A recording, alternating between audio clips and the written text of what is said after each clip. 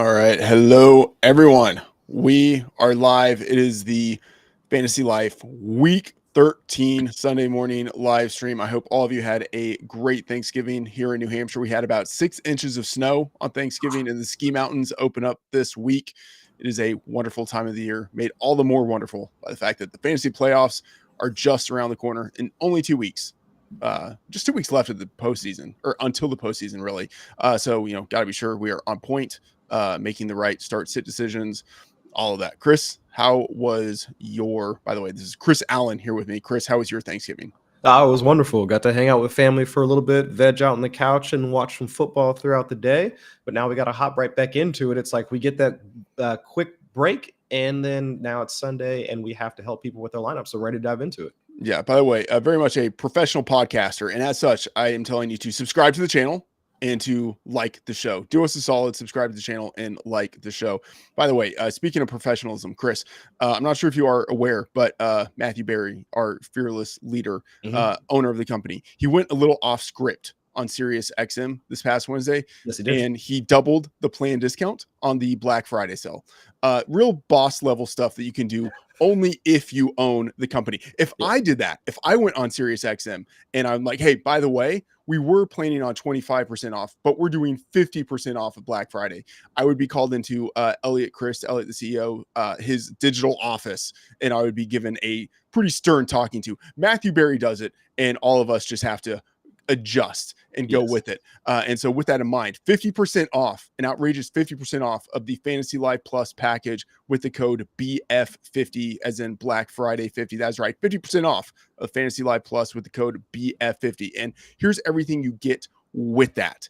It covers the entirety of the season, the next 12 months, really, but the entirety of the season, the fantasy playoffs, the NFL draft. We're going to have a ton of content, both like for reality and for fantasy for the NFL draft. And then, of course, all of the content for your fantasy drafts during the summer, going into August, and then the first 12 weeks of the next year. So 12 months of my rankings, Dwayne's rankings, our projections, the utilization score. It also includes everything for sports betting, for DFS, the whole shebang. So go to fantasylife.com and use the code BF50 for 50% off of the Fantasy Life Plus subscription package.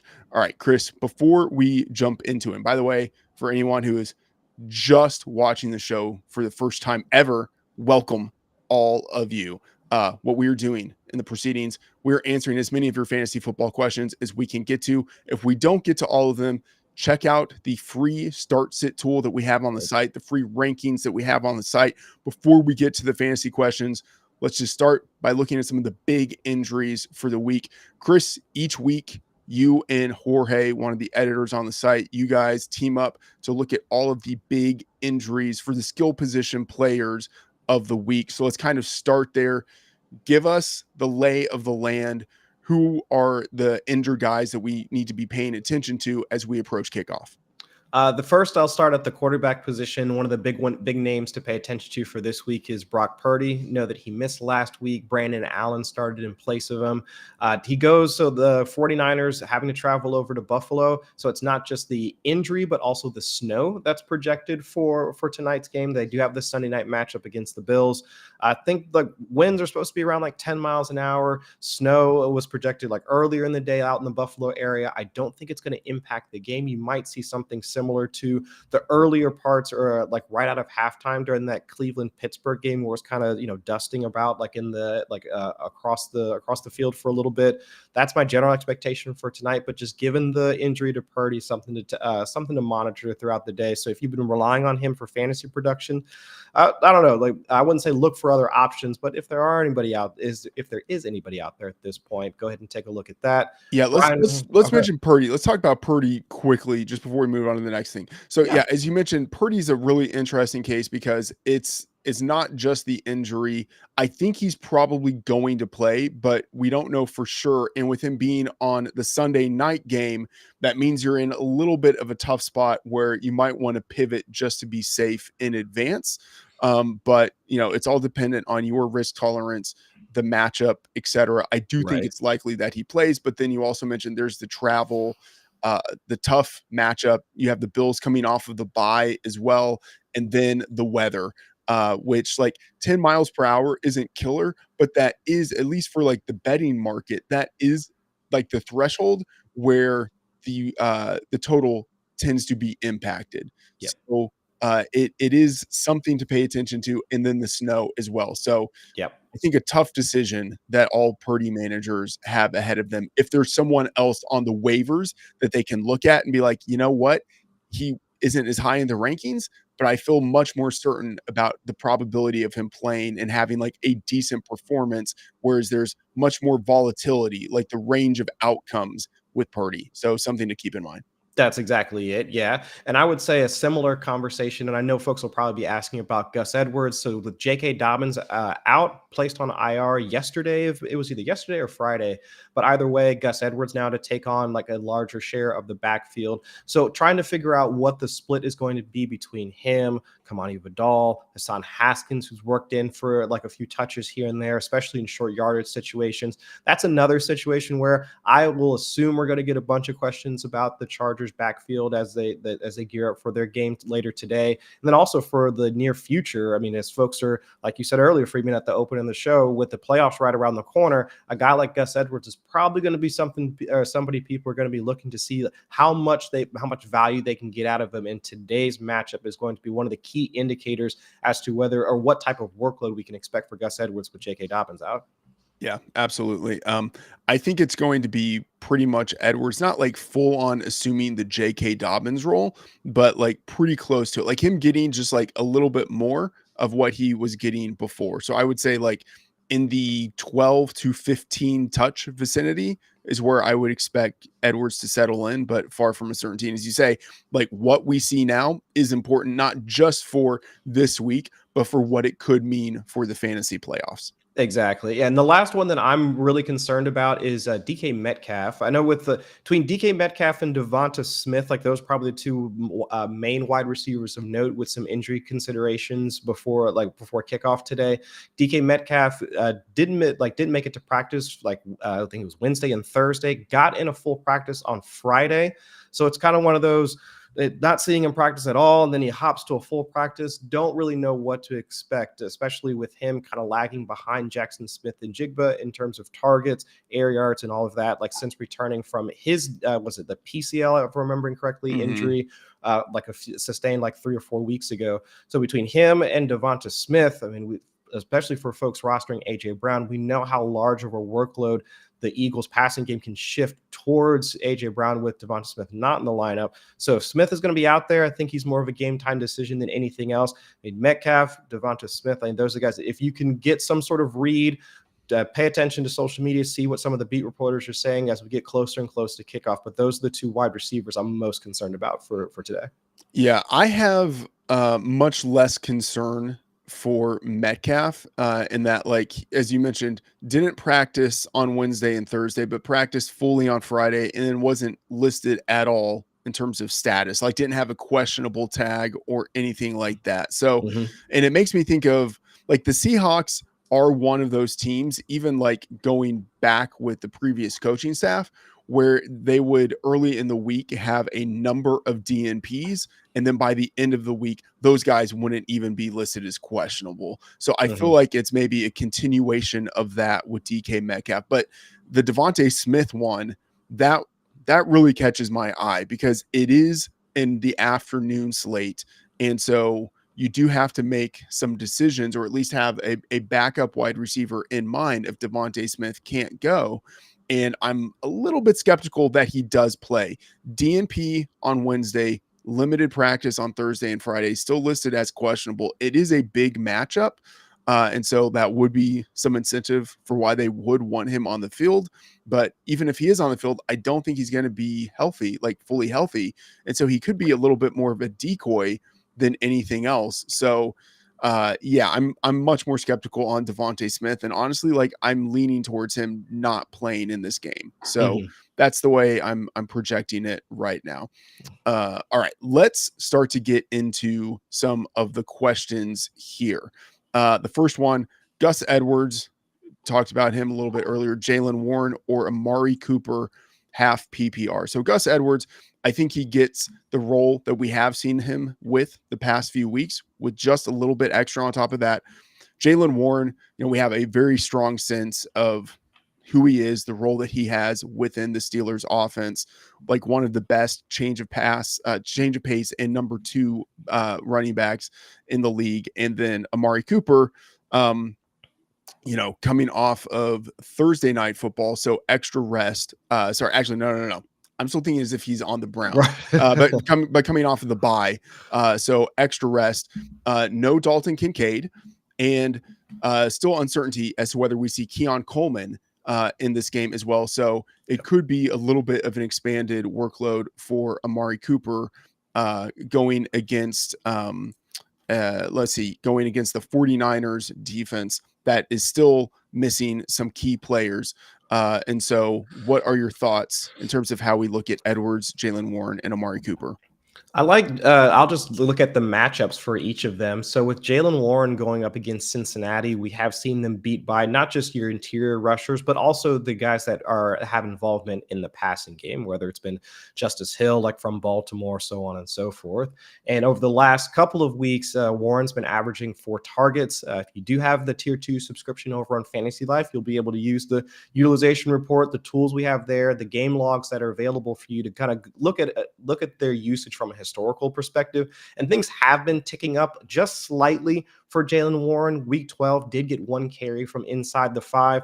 And with the Bengals, like their run defense, they're supposed to be without, if I remember correctly, Sheldon Rankins is supposed to be out, potentially also without Sam Hubbard this week as well. So I would say Jaylen Warren and probably Gus Edwards. Those would be the 2 that I would be looking for from a floor perspective, especially in half PPR.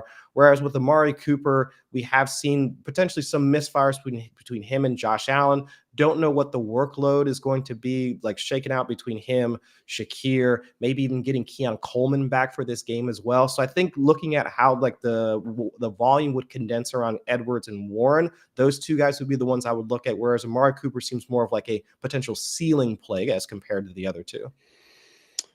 Yeah, I agree with the perspective on like the floor with the ceiling.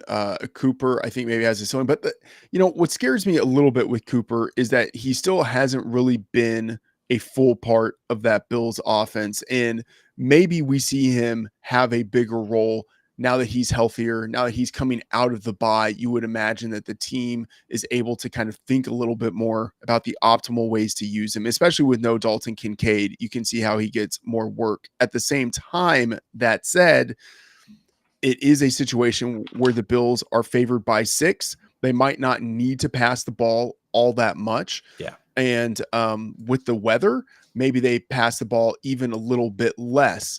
And so that makes me just a little less certain on Amari Cooper, even though I liked him a little bit more earlier in the week.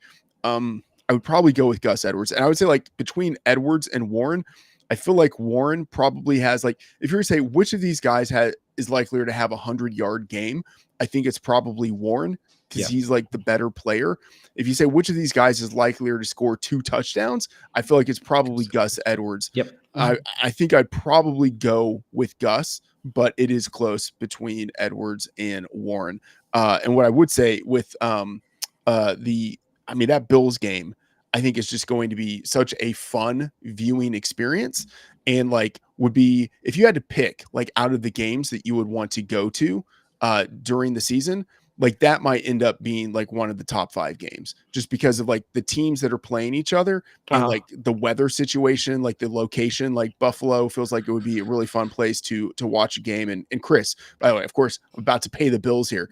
We both know there's nothing like being at a game in person. And when I was in Texas, I went to a TCU game, football game there because my alma mater, they were playing Arizona. Not only did TCU win, they covered like champions.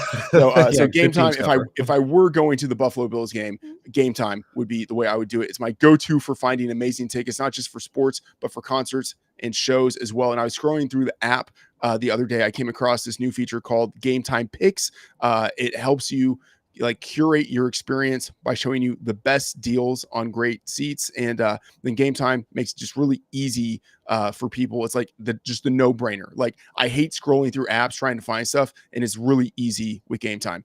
Just takes all the guesswork out of buying tickets. So everyone, download the Game Time app, create an account, use the code LIFE for $20 off your first purchase. By the way, what like a perfect promo code, LIFE. Terms apply. Create an account, redeem code LIFE for $20 off. Download the Game Time app today. What time is it? It is game time. All right. It is also time for us to get to the next question that we have here. I believe, Chase Brown versus Steelers, James Cook versus 49ers, standard non-PPR. All right. I am partial to Cook just because, like, I feel like he's an underappreciated runner.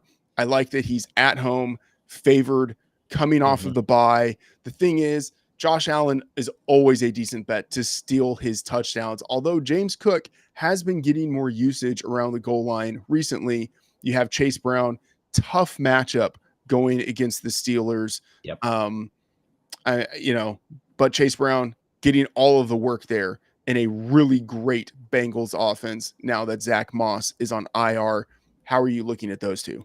More of a matchups based approach for this one. James Cook going up against the 49ers. They are they rank around the top 12, 13th in our DVP tool available on the site. Whereas Chase Brown going up against the Steelers around the bottom 12, like 24th in terms of fantasy points allowed to the running back position. So if we can see a scenario where both of them are going to get most of the touches outside of Josh Allen, maybe running in from about the 5 to 10 yard line as he is wont to do, I would say that given just looking at the total matchup, the potential for more rushing volume as a whole, just given the weather concerns like for Buffalo, I can see a scenario where James Cook could have a similar number of touches as Chase Brown, just given how we see that game projecting from a run pass standpoint. So I'd say similar offenses, at least from a firepower standpoint. I could see a bit more volume like for James Cook in that scenario. So I'll give it to James Cook. It also with the matchup as well, I would say James Cook is the better of those two options, but it's close.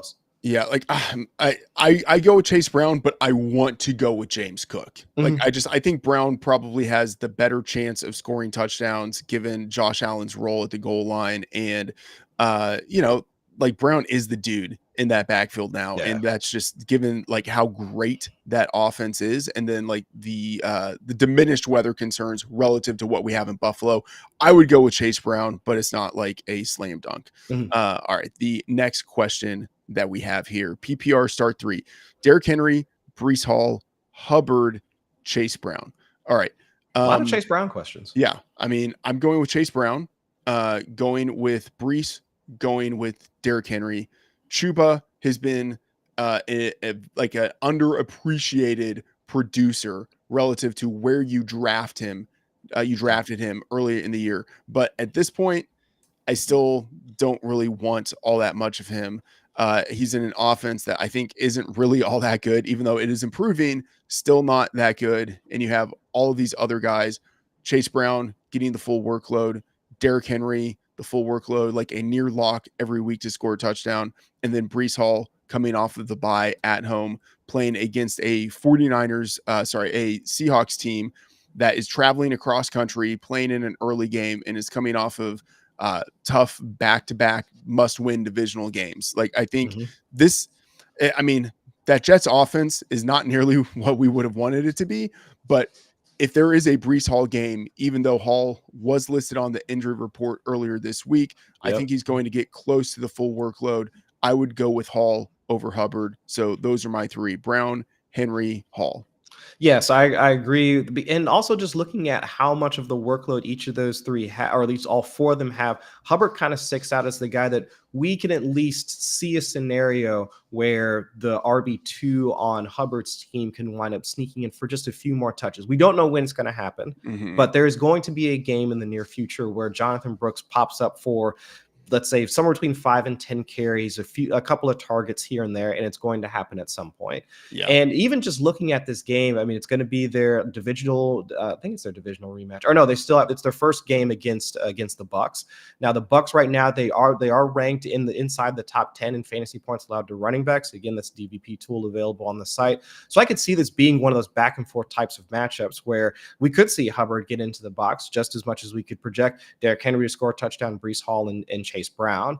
But I would say, though, it's just the allure of Jonathan Brooks. I mean, we all know that he only popped up for maybe like a couple of touches, around like 10 snaps just this past week. But there is going to be that ramp up period where we should expect to see a bit more out of Jonathan Brooks. And if that does happen in this game, it pulls away from a guy like Chuba Hubbard, whereas we're not projecting that type of workload for Khalil Herbert in the Bengals backfield. We're not saying the same thing about Braylon Allen or Justice Hill or Keaton Mitchell or any of the other RB2s on any of the other teams that we've discussed so far. So I think that's the differentiator for Chuba Hubbard, whereas I can see him losing a bit of work, not because of talent, not from a talent perspective, because Hubbard, to your point, has played fairly well, and especially one that would warrant the in-season extension that he got just a few weeks ago. But with Jonathan Brooks available, healthy, and active, I'd say he kind of stands out, or Hubbard specifically stands out, the guy that could lose some touches to the RB2 in his backfield. And to think about the situational spot for those guys just a little bit more, you have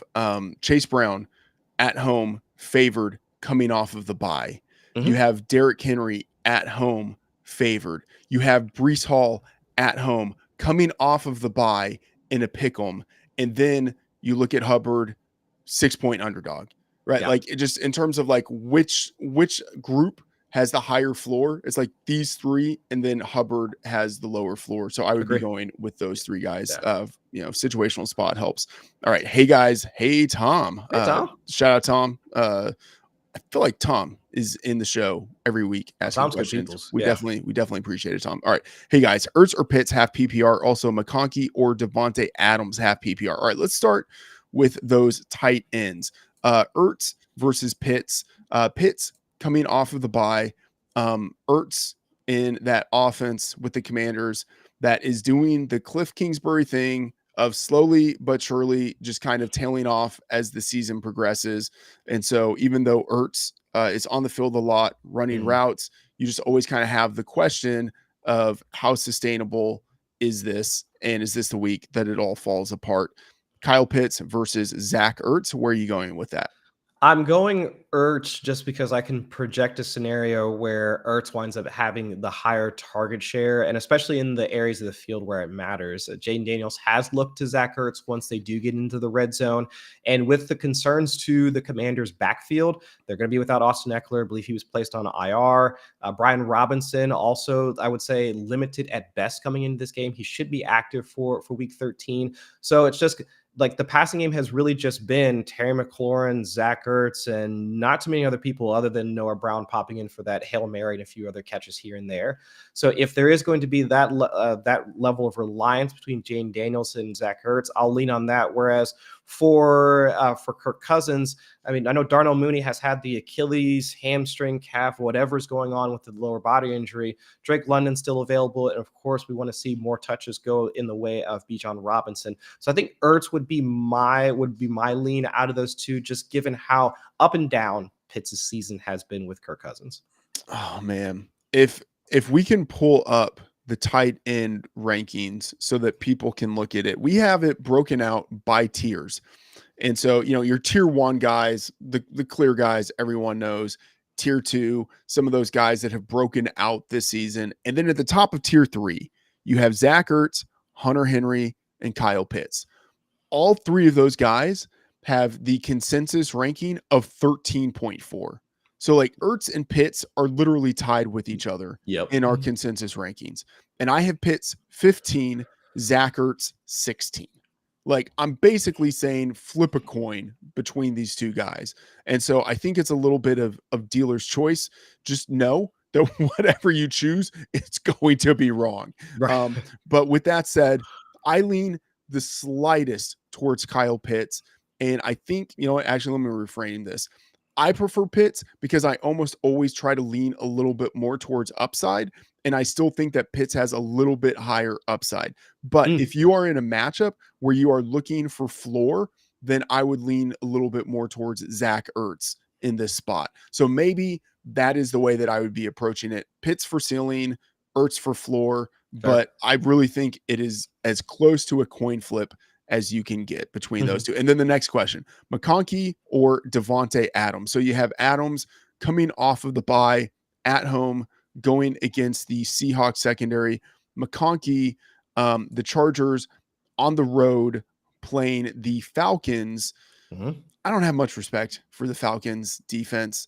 Like just my shooting from the hip without even looking at the rankings, my gut would say McConkey, but I would need to think about it a little bit more. Chris, where are your thoughts on McConkey versus Adams? I would say McConkey, just the fact that he's playing with, I would say the better quarterback in Justin Herbert.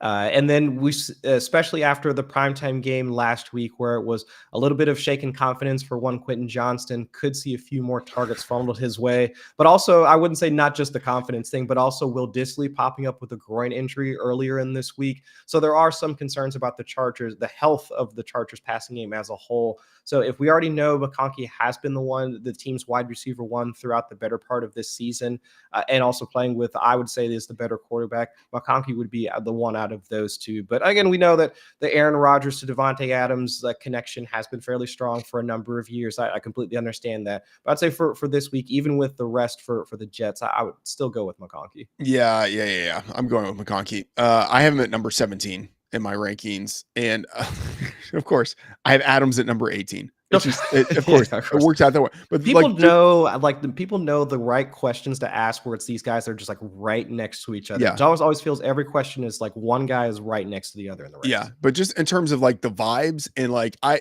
don't know. Adams, it just feels so risky to me. Whereas I feel really certain McConkey is getting like anywhere from 6 to 8 targets in this game. Like it just feels like that is like very locked in with the room for more. With Adams, like he's having to compete with Garrett Wilson for targets, and still that offense might be bad. It just like might be bad coming out of the bye. And like the Jets, just as a team, they might be dead. Like, you know, like they have fired their head coach, they have fired their general manager, like the owner outright does not like the quarterback. It could just be like a disaster where this team is a dead team playing for the next 5 weeks. Whereas, you know, with the Chargers, they are playing for the postseason. Like, and they are actively attempting each week with their process to get better.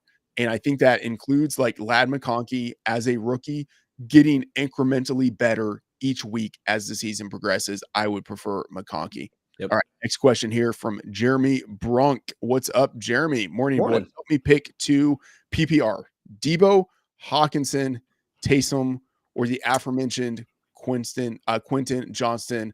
Shout out TCU alum. Although, man, got to catch the ball. Yeah, got to catch. I feel like when Quentin Johnston goes to catch the ball, he is now so much in his head to where it's like the receiver version of the yips, where it's just like, it's like, how do I hold my hands? Do I try to body catch it? Do I try to hands catch it? Do I try to hands catch it? Like, it's just like chest catch it. I don't know. Just catch the ball. Just like I feel like the coaches need to give him like a little like retreat or something to where it's just like, dude, you just need to like get out of your head. However it is that you want to try to catch the ball at this point, just do that. Yes. Whatever like professional way wide receivers should be attempting to catch the ball, don't even try it. Just do what is natural to you. Okay. A little bit of a side there. I guess that's a way of saying I'm not starting Quentin Johnston this week. Out of these options, that's not an aside. That's analysis. I'm not starting him. Taysom is like the stone cold. I just want this dude in my lineup. You know what I mean? Like now, obviously, coming off of the bye, the week before that, he had like the all-time great like tight end game where he rushed for 3 touchdowns and like 100 and something yards, and then also had, I think, the career high 10 targets and the receptions that went along with it. What I will say for Taysom is that even though he's not your like customary tight end, he has been used increasingly as a pass catcher as the season has gone on. the team without Chris Olave, Rashid Shaheed, Bub Means, and in the past 2 games, specifically without Olave, we have seen a 61% route rate for Taysom Hill. So like he's being used as an actual tight end, a 25% target share. Like that is legit. That means like even though he's not on the field every down running a route, they are targeting him a really high percentage when he's out there. Like they are scheming him the ball. And so especially for PPR, like that means a lot. The receiving production has been there, 86 yards receiving, 12 targets over the past 2 weeks, especially like the 10 targets last week. And then, of course, there's everything that he can do on the ground as a runner. And you look at what he did last week. Obviously, that is not sustainable week to week, but he gets 4 to 6 carries in every game. And some of those carries at the goal line where like there's the high leverage situation there, and touchdowns. I'm not gonna say touchdowns are really all that matters for tight ends, but touchdowns carry a lot of the scoring for tight ends. And because of how Taysom is used, he has, I think, an outsized chance of scoring touchdowns. So really like Taysom Hill this week. By the way, for the season, 7.9 yards per carry. Like on the one hand, it's like that's not really sustainable, but since 2022, he has 5.9 yards per carry. For his career, he has 5.6 yards per carry. The dude is just good at running the ball. Yeah. Like that's why they give him 34 4 to 6 years old. Yeah, that's why they give him 4 to 6 carries each game. And again, Kendre Miller is out. Jamal Williams, I think, probably returns this week from the groin injury, but that's not a certainty. So we still could see Taysom Hill getting his customary 4 to 6 carries, some of those near the goal line. Love Taysom Hill this week. So then for the other option, I think it comes down to Hawkinson versus Debo. I also like Hawkinson because no Josh Oliver again this week, out with the injuries. But Debo, I feel like I got to go with Debo over Hawkinson. Like I kind of don't want to do 2 tight ends. Like that's just, it's like this mental block that I have where I'm like, do I really want to go double tight end? It's like one of these guys is a wide receiver. No, Brandon Ayuk, Brock Purdy probably returning in this game. I would go with Debo over Hawkinson, but like I will say that is not a slam dunk. If I were to tell you that TJ Hawkins had a 29% target share just this past week, would that sway you at all? Because that's the part that I know. It's like the position designation is what makes me kind of, and it's like, oh, 2 tight ends, like, oh, that's kind of tough. But I know we've talked about it over the past few weeks where if you have those tight ends that have that floor and ceiling combination where you can see them battling with wide receivers, like high-end wide receivers for looks, it's where they start to come into that calculus of should you consider them over a wide receiver. And I would say for a guy like TJ Hawkinson in that offense that we know that can be explosive, it could be a Justin Jefferson game, it could be a Jordan Addison game, but now seeing TJ Hawkinson up to over an 80% route rate. So he's been ramping up his route participation on a weekly basis since returning from the ACL injury. Target share, like I just mentioned, up there, like with the rest of the wide receiver ones that you would like to see. Like I completely get it. And we already talked about the potential game environment for the 49ers in the cold, potential snow, all of that. I would say it's a tough one. I also lean towards Debo, but if you went 2 tight ends and started TJ Hawkinson and Taysom Hill in week 13, I wouldn't be mad at you at all for it because I can see the upside for both of those guys. Yeah, I lean towards Debo, but Hawkinson is one of the guys I wrote up for my favorites piece this week. No Josh Oliver, who's out, and then the Cardinals are also without their strong safety Jalen Thompson, who's been out since week 10. So it's like you can see extra targets coming for Hawkinson and a better matchup than usual for Hawkinson. So I mean, I lean towards Debo, but like I can just imagine the scenario where I'm hating myself when Debo gives you almost nothing going against the Bills and Hawkinson balls out against the Cardinals with like 9 targets for 84 yards and a touchdown. Like, that is entirely foreseeable. All right. Next question here from Joe. Not a start sit, but a fantasy etiquette question. Love this. That's probably good. Yeah. All right. Playoff spot secured last week, but I am out of contention for any possible first round bye. Is it frowned upon to use kicker, defensive spots for running back handcuffs? Love this. do your thing. Yeah. This is totally within the realm of what is reasonable, right? And I feel like your main concern is not whether people think this is good or bad, but does doing this one thing help increase your odds of winning in the playoffs? And definitely grabbing running back handcuffs, because running backs, they get injured all the time. So grabbing some high quality RB handcuffs in case someone gets injured in the next 1 to 2 weeks. Love that move. Yeah. And then if no one's injured, you can drop those guys, easily pick up a kicker and a defense in the playoffs and just move along. But I love this idea. And it's the kind of thing that you should also be doing if leagues allow it, just in terms of like the platforms, if they allow it. You would want to do this during your fantasy drafts as well. Like when it's August, why draft a kicker and a defense at the end of your drafts in August when you can draft a couple of backup running backs and just see if the starter ahead of those guys gets injured, or if those guys end up like jumping them on the depth chart, whatever it is. So it's a similar situation, the same mindset. You are not required to start a kicker or a defense in any given week, unless like the league bylaws actually say you, like, in order to have an eligible lineup, you must, whatever it is. So I would say just depending on, the specific rules, but if it is not specifically disallowed, absolutely 100%, I would drop the kicker and the defense and pick up those backup running backs.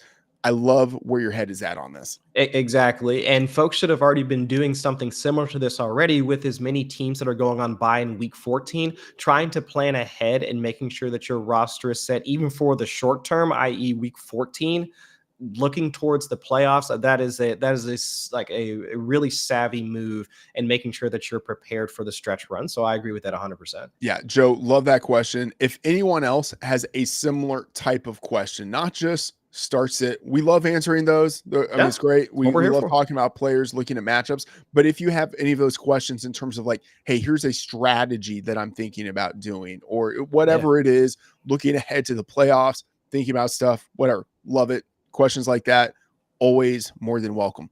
All right, this is a question from Stress.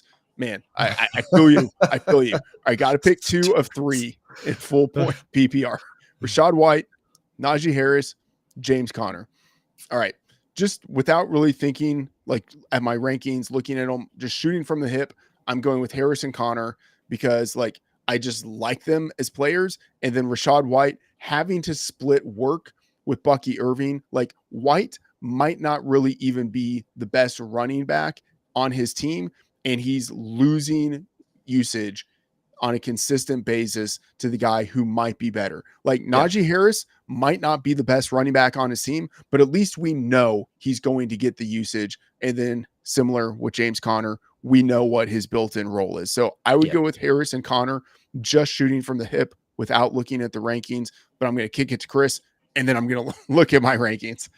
No, I agree there, because even with Jaylen Warren mixing in last week for a couple of touches from inside the 5, inside the 10, I would say that Najee Harris, like going up against the Bengals defense that we know we want to target opposing running backs against, and I noted some of the injuries for the Bengals run defense as well, that sets up as a good environment that you'd want to start your running back or start a running back against. So Najee Harris, and also James Conner also just got an in-season extension. He just got that, I think, like 1 year, 2 year extension.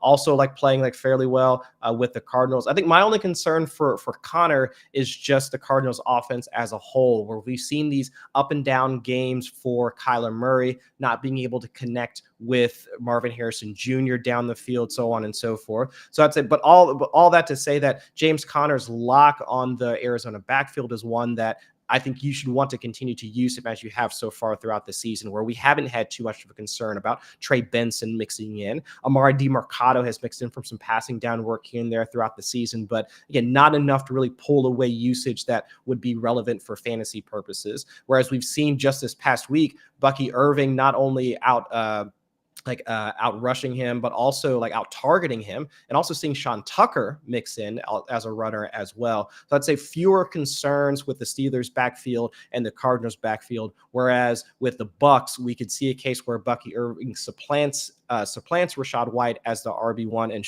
could be Baker Mayfield getting into the end zone again as a rusher. We saw that last week as well. Yeah, I think good points there, on the same page. All right, next question we have here. Looking ahead for week 14. Yes, love this. Another good question. Yeah. Lamar is on the bye, so you're looking at the matchup. Who would you get for week 14? Wilson, Carr, Caleb, Levis, or Lawrence? Thanks. All right, so looking at week 14. So the final week of the regular season for most fantasy leagues, and very much a bye-mageddon situation. You have 6 teams on bye. Lamar, as already mentioned from Michael's question, and then you also have Jaden Daniels with Washington. You have Anthony Richardson with Indianapolis. Bo Nix, who at this point is almost always on that QB1 borderline. Bo Nix is out with Denver. You have you said Drake May already? Yeah. You have May out with New England, and then you've got CJ Stroud out with Houston. Like, especially in a super flex situation, I mean, it is tough in those streets. Like, all the rookie quarterbacks are out almost at the same time. Yeah, with Daniels, May, Nix. I mean, all the ones that you'd want to start are going to be out. Yeah. So real question as to what you want to do. Shout out for looking ahead to trying to get a jump on the competition. So you have Russell Wilson with the Steelers. They are playing against the Browns. Steelers at home. Browns, tougher matchup. Not really all that interested in that. You have Derek Carr on the road going against the Giants. I theoretically like that matchup. I do not have much respect for the Giants, and you have the Saints favored on the look ahead lines by 3.5 or 4 points. I think that is a decent spot for them. Caleb Williams with the Bears. The Bears are looking at 49ers. Yeah, Bears at 49ers. They are anywhere from like 5.5 to 6.5 point underdogs on the look ahead. Not that crazy about that spot. Yeah. And then you have Will Levis with the Titans. Titans at home going against the Jags. And then you have Lawrence on the other side of that matchup. Jags playing the Titans. That's a closer game, divisional matchup. Not really all that interested in Lawrence or Levis at this point. I would probably be going with Carr or Caleb, because at least Caleb has like the running ability, but it feels kind of disgusting to say like going with Derek Carr. But I would probably be going with Derek Carr. Yeah, it's either between Carr and Levis, for at least for me. Now, Caleb, over the past couple of weeks, especially with the 3 touchdown game on Thanksgiving, and we're assuming that all the rest of the pass catchers come out healthy. I know Keenan Allen was banged up at some point throughout the Thanksgiving game, so we'll see if it's all 3 of them available for the next game. They do get the extra time to rest and be ready for week 14. But with Caleb limiting negative plays, scrambling a bit more, and also being able to throw multiple touchdowns in a game, I'd say he's back on the radar. And then Will Levis going up against the Jags, and also with Trevor Lawrence on the flip side of that. Let's see how the Jaguars look coming out of their bye. Because with Trevor Lawrence's shoulder injury, it could be one of those situations where he re-aggravates it, and we have to see whatever backup that they want to start for the Jaguars, which brings that whole game environment down. So if he comes out of the bye, re-aggravates it, or they wind up losing again, they want to shut him down and see and the play for 2025 at this point. It could be a situation where, yes, we look at the game environment and say that, yes, we want to start Will Levis against the Jacksonville secondary because it has been one of the better matchups to target. Again, using our DVP tool that I've mentioned multiple times, they're a top 5 matchup for wide receivers. So I would say that let's reevaluate the whole Will Levis versus Trevor Lawrence situation after today. And for right now, Carr is probably your better matchup, better quarterback to roster at this point, even though his touchdowns to MVS, I mean, it's under one of those, like they cannot keep getting away with this. It's like the same thing. He was doing the same stuff with Rashid Shaheed earlier in the season. I get it, but it's one of those, like, there has to be some level of regression, but against the Giants, you never know if that's going to happen or not. Yeah, I would say, I think Levis, if you just left all of these players on waivers, Levis would still be likelier to be available relative to Derek Carr later on. So I would say grab Carr now, just in case. And then I think if you want to pivot to Levis later, you probably can. Chris, Yeah. to echo your point, the matchup for Levis is about as good as it gets. The Jags, number 32 in defensive dropback EPA, number 32 in dropback success rate. Like, they are just super exploitable. I don't know if Levis is really the quarterback to exploit them on a consistent basis, but like, you can imagine how Levis, if things go right, just absolutely goes off against them. So I can see, thinking about it now, it probably for me is between Carr and Levis. I would pick up Carr right now. Yeah. All right. Good question, Michael. Shout out for that. All right. Next question here from Ross: Joe Burrow or Jaden Daniels? Also start 2 wide receivers, Judy, Jennings, or Shakir. All right. Let's start with the quarterbacks. Joe Burrow, coming off of the bye, should be fully rested. Divisional matchup going against the Steelers. Tough matchup there, but you do have the Bengals favored by 2.5, 3 points at home. And then Jaden Daniels has, obviously been fantastic, but that offense that he's in starting to tail off a little bit, but he's got that running ability going against a Titans defense that has been good this year, but has also, Stingy. has I feel like not been quite as good recently as it was earlier in the year. How are you looking at Burrow versus Jaden Daniels? I still lean towards Joe Burrow, and that's like without the hats that you see like sitting behind me. That's not biased. I would say just from we know that the Bengals are going to be the higher passer over expectation team versus the lesser reliance on explosives, whereas it's been the deep shots to Terry McLaurin, the long rushes down the sidelines or up the middle for Jaden Daniels. That's allowed him to make his hay as a fantasy producer over the past 3 to 4 weeks as the Commanders' offense has started to tail off. So I would say I'd still lean towards Joe Burrow, even though I know reports earlier in the practice week were noting how much Joe Burrow is going to be affected by the cold, that wrist injury that hasn't been an issue at all so far throughout this season. But that's been because we've been playing in the warmer months. But he did note at this point that his throwing was a little off in the earlier parts of practice this week. But let's assume for this game, even though it's going to be around 20, 25-ish degrees in Cincinnati, I'm just an hour north of the field. But I would say that just given the way that the offense runs, I mean, and the passing production that we should expect, I still give it to Joe Burrow. I would go with Jaden Daniels. So we disagree on this one, but it's not a massive disagreement. So Burrow coming off of the bye, I think that should be good. But I mean, man, divisional matchup against the Steelers. I feel like these games are always rock fights. And it's like, could this be the one like Joe Burrow stinker where like outside of the early part of the season, it's just like, oh, you know what? Burrow had like 200 passing yards, no touchdowns in a 13-10 game against the Steelers. Like, you can imagine how that happens. It's an AFC North game in December. I would probably go with Jaden Daniels in this spot. I think just with the running ability, even if it's not all there in the passing game, he's still just able to give you a reasonable floor with that rushing. So I would go with Jaden Daniels, but it is close. All right, next question that we have on here, the wide receivers, Judy, Jennings, or Shakir. And so we've talked about that Bills 49ers game, Bills coming off of the bye, no Dalton Kincaid, possibly no Keon Coleman. And then for the 49ers, they are without their starting slot cornerback in Diamador Lenore. So great setup there for Shakir, who operates primarily in the slot.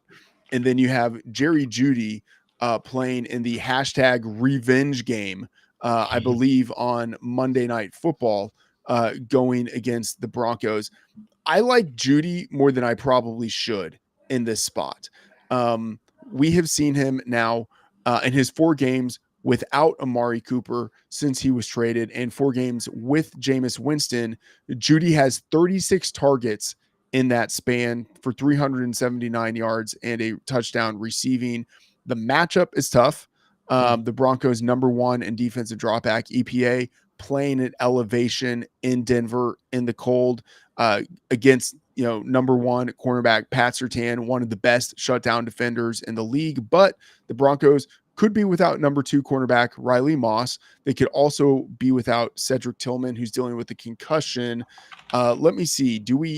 I should just look at the injury report to see how it's trending with Cedric Tillman.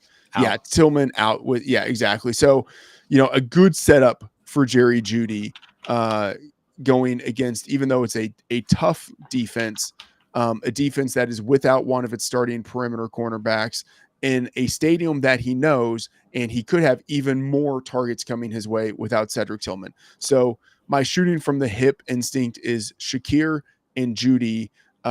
Jennings has fallen off a little bit, but that, like last week, that was without Brock Purdy. Maybe we see with Brock Purdy returning, Jennings get the customary 10 targets that he's gotten when he's been without Brandon Ayuk or Deebo Samuel. But I just feel a little more secure with Jeudy and Shakir. But what are your thoughts on this? No, I'm with you there. We should be somewhat concerned about what the 49ers passing game is going to look like because of Brock Purdy's shoulder injury and whatever limitations might crop up in game. So I would say that Jeudy, despite the fact that he's primarily played as an outside receiver, and that's with Jameis Winston as the starter, he could move a bit more inside, and that's what we saw Cedric Tillman's usage be. We know Elijah Moore is going to be their primary slot guy, but with the ability for Jeudy to now play both at both the split end, but also being able to move into the interior as well, I would say Jeudy and Shakir especially should be those two guys, because we know the volume should be there, especially for Shakir, who's been Josh Allen's number one target, even regardless of what the weather's going to look like later on tonight.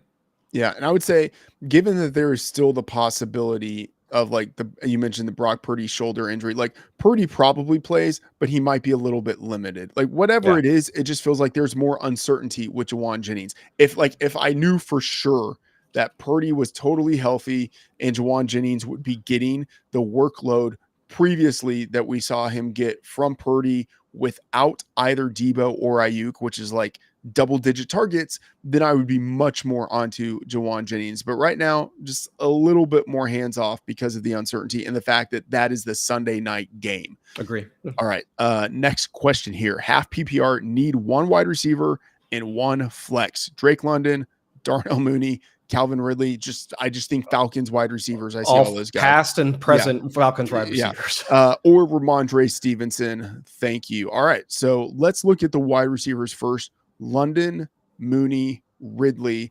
Of course, the two wide receivers there for the Falcons, and Calvin Ridley with the Titans, with Levis there, without Hopkins. Ridley has gotten pretty good usage. How are you looking at all three of those guys? So I like Calvin Ridley the best out of that group, just because he has been getting the larger target share without having D-Hop in the lineup over in Tennessee. And it's not just the fact that he's been getting more volume, but he has been seeing targets in, I would say, a slightly closer to the line of scrimmage, because when DeAndre Hopkins was still in the lineup, his average depth of target was around 17, 18 yards. It's dropped down to around 15 to 16. So it's slightly better for him, but he's also been used from the slot a bit more as well, because DeAndre Hopkins lines up both inside and out. So while we know rostering any pass catcher attached to Will Levis is a bit of a roller coaster, don't watch the game at all. Just look at the box score and see what happens afterwards, because you wind up getting those notifications of a 60-yard bomb to Calvin Ridley or a 70-yard touchdown to Nick Westbrook-Ikhine. They're going to happen at some point. We just don't know when. And it'll probably be after one interception from Will Levis or a chest pass from him. But I would say, just given the usage and lesser concern about what and really, even with Tony Pollard playing so well, it's not like Pollard is getting the same number of targets that Bijan Robinson is seeing. So I'd say that's fewer targets going towards the pass catchers, or the ancillary pass catchers in Tennessee, as they are for Atlanta. So I look more towards Calvin Ridley's way going up against the Commanders secondary. Whereas with Drake London, Darnell Mooney, I mean, you even noted you like Pitts for this week as well. So it's just more options in the Atlanta game. Whereas for Tennessee, there's fewer. So I think Ridley's the better of those guys. I lean towards Drake London, and it's just I don't know. I just prefer him better. He's the type of wide receiver I like more. I have him ranked a little bit higher. I have Drake London at wide receiver 12. I have Calvin Ridley at wide receiver 19. Drake London going against a defense that is without its number one cornerback and Asante Samuel Jr. Just prefer him a little bit more, but it's not all that far away. So thinking about the flex situation in this, I would probably go with London and Ridley as the two options. Yep. Stevenson, fine. And it is a closer game that we have projected for the Patriots hosting the Colts. Patriots only 2.5 point underdog. So if that game stays close, I think we see Stevenson get close to his usual workload. But even then, Calvin Ridley, I think, is the certainly the higher ceiling player. I would go with London and Ridley. Mm-hmm. I agree with that. All right. Next question that we have here from Heather Salerno. Shout out, Heather. Yeah, All right. Heather. Need one flex, one wide receiver. Debo, Brian Thomas, James Conner. All right. So let's start with the wide receiver. Debo or Brian Thomas. You have Brian Thomas without Christian Kirk, without Gabe Davis, and with his starting cornerback, Trevor Lawrence, almost certainly playing in this game. So great setup for Brian Thomas Jr. there. And then you have Debo playing on Sunday Night Football, probably gets back Brock Purdy, but not like a stone cold certainty. And then Purdy, even if he plays, I think is probably a slightly diminished version of himself as a passer. And so just shooting from the hip, I lean towards Brian Thomas, but what are your thoughts on this? Yeah, better matchup for Brian Thomas. Texans secondary, they're top 6 in fantasy points allowed to the wide receiver position. It's more of their defensive front that that the Jags would have to worry about, which does lend itself to a bit more concern for Trevor Lawrence. He winds up taking any sacks, falling to the ground, wind up aggravating that shoulder injury. That is at least a potential concern, but we can't go in assuming that's what's going to happen or anything along those lines. So just assuming everything's neutral, they've had the bye to rest. Brian Thomas, given his usage in the offense so far, and to your point, without too many other pass catchers of note to challenge him for targets, I would say Brian Thomas is the better of the two wide receivers. And of course, we already talked about like James Conner and what his usage should be for this game for this game in Week 13. So I'd say it's probably like Brian Thomas and James Conner. Those would be the two that I would go with. Yeah, that's what I'm thinking. Brian Thomas as the wide receiver, and then I would do James Conner in the flex. Yep. All right. So next question here from Jose Hernandez. Shout out, Jose. Morning, fellas. Sorry I'm late. Hey, Jose, better late than never. Really happy to answer the question here. Goddard or Otton at tight end. Both seem to have good matchups. Hand orange covering eyes emoji. All right. Goddard or Otton. Goddard, I think decent chance that he ends up playing without Devontae Smith. Even if Smith is active, decent chance that Smith has a diminished role and is a little bit of a decoy, dealing with a hamstring injury, did not practice his first session for the week, limited practice after that. And when a guy has been out and then hasn't had a full practice before returning, I normally tend to think that guy doesn't play, or if he does play, he has a diminished role. So Goddard, that's the setup for him. But then, of course, you have Cade Otton, who has just been really strong ever since the team was without Chris Godwin. And so I think you could make cases for either of them. Which one do you lean towards, Chris? I lean towards Dallas Goedert, but this is just based off of, let's say, like a one-ish game sample. So in Week 10, like before the team went on like thereby, like Otton was at like a 26% target share, and he'd been like 20 plus in like the 4 games prior, and that was without Mike Evans and Chris Godwin.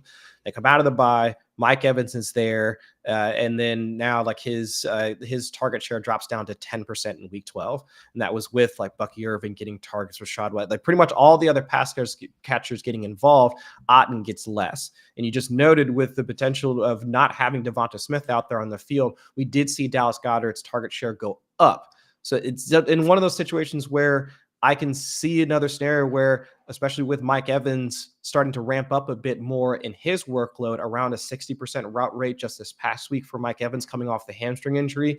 If we see more from Mike Evans, and we can also project a similar level of targets going to whether it's Rachaad White, whether it's Bucky Irving, or whomever, I mean, that's less for Cade Otton. Whereas I can see more targets going in the way of Dallas Goedert with the potential of not having Devonta Smith on the field. So I lean more towards Goddard in this particular matchup. And a good and also, I mean, a good out going up against the Ravens secondary, who we know we want to target with our pass catchers as well. So I do like Dallas Goedert's environment for week 13 a bit more than Otton's. So thinking about this a little bit more, I like that both of these guys are playing in the same time frame in the like the 4 Eastern time slot. So that I would say if we know that Devonta Smith is out, I'm probably going with Goddard. That's it. If Devonta Smith is in, then I'm going with Cade Otton. Right now, I have them ranked 8 and 9, right next to each other, with a slight edge going towards Otton. So my default right now is thinking that it's Otton, but if we get confirmation that Devonta Smith is out, I would pivot to Dallas Goedert. Agree. All right. Next question that we have here. Thanks, guys, for putting in the work. Hey, we appreciate it. Arizona Mountain Man. All right. Need one. Noah Brown or AD Mitchell. All right. So this is a deeper cut. Yeah. Love it. Okay. So Noah Brown getting decent volume in that Commanders offense, like actually low key, like one of the team leaders in targets over the past month and a half, like ahead of Terry McLaurin. A little bit scary, to be honest. But getting the targets is Noah Brown. So that makes him intriguing on his own, because I feel like as a deeper sort of like desperate option, you at least know that he's going to have some targets coming his way. Whereas with AD Mitchell, I would say like the ceiling with him feels a little bit higher, like theoretically, like he's the more explosive player. But like, could you imagine a context where AD Mitchell gets only like 3 targets in a game? Like easily, I could imagine that. So just in terms of the targets, I lean a little bit more towards Noah Brown, but that's just me shooting from the hip. What are your thoughts on this? I'd say it's Noah Brown for floor, AD Mitchell for ceiling. I think that's how I would look at it. Just looking at where Mitchell's been used, like along the perimeter, down the sidelines. Could Anthony Richardson connect with AD like down the field, especially against the Patriots secondary that we know has been susceptible to explosive plays? There's no expectation that one like Christian Gonzalez is going to like shadow him or anything along those lines. So I would say Noah Brown is probably the better of those, better bet between those two. But let's say if you had a couple of guys that flamed out in off of the Thanksgiving slate that you're expecting to hit, and you need some punch to your roster, I would give the lean towards AD Mitchell as the more explosive of the two. But just from a floor standpoint, Noah Brown would be the better guy that I would roster at this point. Yeah, I like thinking of it in terms of floor and ceiling. And I mean, to your point, Josh Downs is out. Ashton Dolan is out. We would expect to see Adonai Mitchell have the full-time role in terms of being out there running routes, but you have Anthony Richardson throwing him the ball. You really do not know how often he's going to be targeting AD Mitchell, and then how on target those opportunities are going to be. So I lean towards Noah Brown, but for ceiling, Mitchell has the possibility of turning 3 targets into 2 long receptions with a touchdown. Like that could happen. All right. Final question here. We appreciate everyone jumping in. Any defensive stashes for the playoffs y'all like in particular? I believe that on the site we have an article that has looked at some of the potential stashes for the playoffs.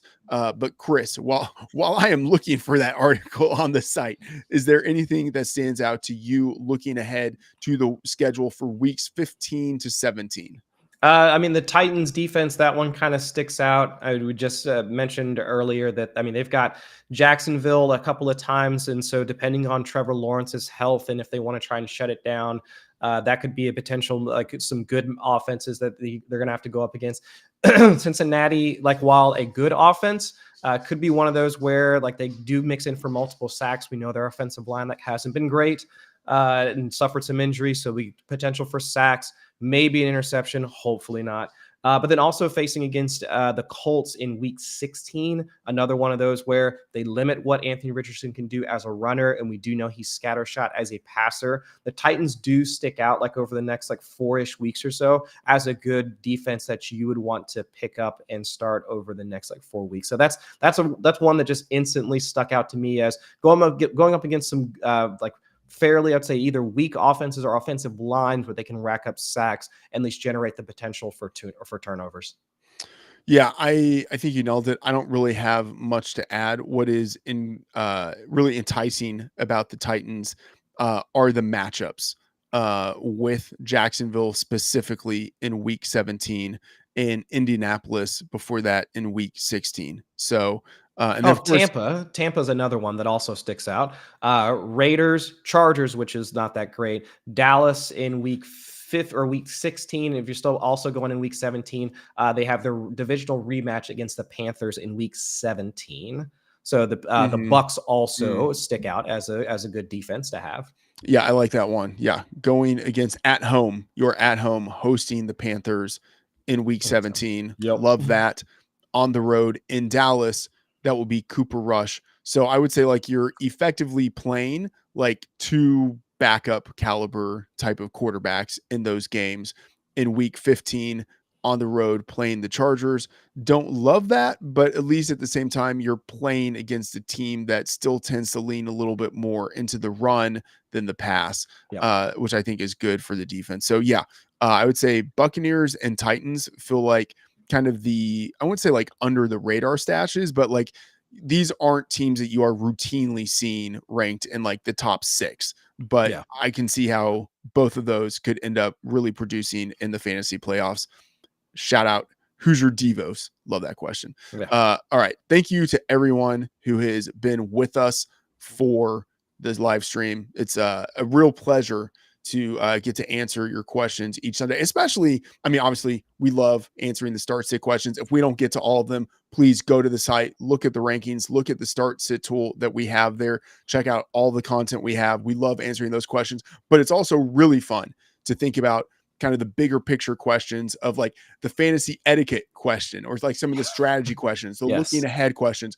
Those are all great. We welcome all of the questions. And then again, if we can't get to them, hopefully within the chat that you guys have going in there, you can start to answer other people's questions, right? Like it's the community. Feel free. Everyone is giving their opinions. And then of course, consult the tools on the site for free. All right. We hope everyone had a fantastic Thanksgiving. We hope you have a wonderful Sunday for week 13. Best of luck to you in your fantasy endeavors, and we will see you next week.